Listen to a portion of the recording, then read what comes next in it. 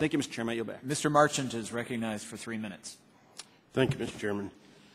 Mr. Secretary, when we go home every weekend, we travel around our districts and we speak to the businesses, and the number one focus that our business people are telling us is that they think the tax code is too complicated, their compliance costs are extremely high, and they'd like to have a flatter system and a lower tax rate.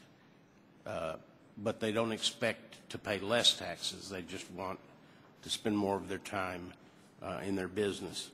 If Congress sends to the President a comprehensive tax reform plan that is revenue neutral, simplifies the tax code, lowers both the corporate rate and the personal tax rate, is it your opinion in your discussions with the President that he would sign that legislation?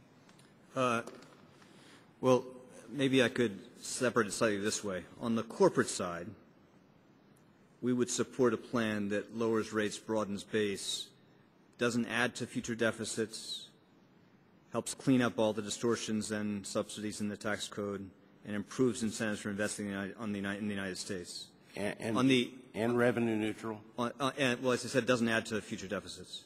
Now, on the individual side, as you know, you heard us debate this, we think we have to find a way through tax reform to get some additional revenues out of the current tax system, just because the magnitude of the fiscal challenge we face long term is too great for us to meet without a modest amount of additional revenues.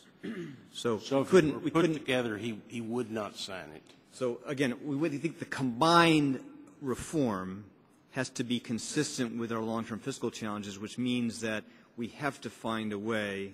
I wish this were not so. We have to find a way to get a modest amount of additional revenues out of the individual tax system.